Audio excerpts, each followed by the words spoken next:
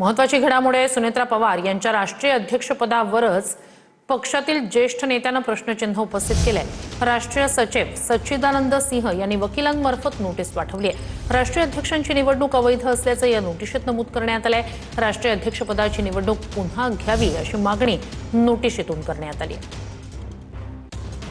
राष्ट्रवादीच्या राष्ट्रीय अध्यक्षपदाची निवडणूक पुन्हा घेण्याची मागणी राष्ट्रवादी काँग्रेसचे राष्ट्रीय सचिव सच्चिदानंद सिंह यांनी केली आहे। सच्चिदानंद सिंह यांनी याबद्दल सुनेत्रा पवारांना नोटीसही पाठवली आहे। सच्चिदानंद सिंह यांनी 9 जुलैला ही नोटीस बजावली आहे। सुनेत्रा पवार, प्रफुल्ल पटेल आणि ब्रिजमोहन श्रीवास्तव यांना ही नोटीस बजावण्यात आली आहे। सच्चिदानंद सिंह यांनी सुनेत्रा पवारांना पाठवलेल्या नोटिशीत नेमकं काय म्हटलंय पाहूयात। 26 फेब्रुवारी 2026 रोजी झालेली राष्ट्रवादीच्या राष्ट्रीय अध्यक्षपदाची निवडणूक ही पूर्णपणे अवैध आणि घटनाविरोधी आहे। ही निवडणूक रद्द करण्यात यावी। 28 जानेवारीला अजित पवारांचा मृत्यू झाला। त्यानंतर पक्षानं 17 फेब्रुवारीला प्रफुल्ल पटेल हे अंतरिम अध्यक्ष म्हणून काम पाहतील असं निवडणूक आयोगाला कळवलं। 18 फेब्रुवारीला ब्रिजमोहन श्रीवास्तव यांनी योग्य प्रक्रिया पार न पाडता निवडणूक प्रक्रिया सुरू केली। पक्षाची बैठक बोलावण्यात आली नव्हती। कोणतीही नोटीस देण्यात आली नव्हती। सुनेत्रा पवारांना पक्षाच्या अध्यक्षपदी एकतर्फी निवडून दिलं।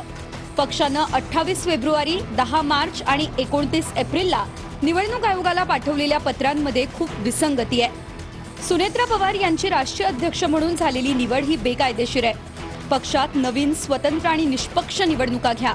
मागण्या मान्य न झाल्यास पुढील कायदेशीर कारवाई केली जाईल असं सच्चिदानंद सिंह यांनी पाठवलेल्या नोटिशीत म्हटलंय। या नोटिशीने काही फरक पडणार नाही। फक्त आणि फक्त सनसनाटी निर्माण करण्यासाठी पाठवलेली नोटीस आहे।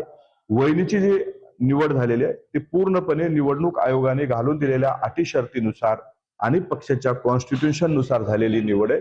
त्याच्यामुळे अशा नोटिशीला फारसं महत्व राहत नाही। नई कमेटी का लिस्ट भी निकल रही है जो कहीं न कहीं चूक है राष्ट्रीय अध्यक्ष के द्वारा, कहीं न कहीं गड़बड़ी है।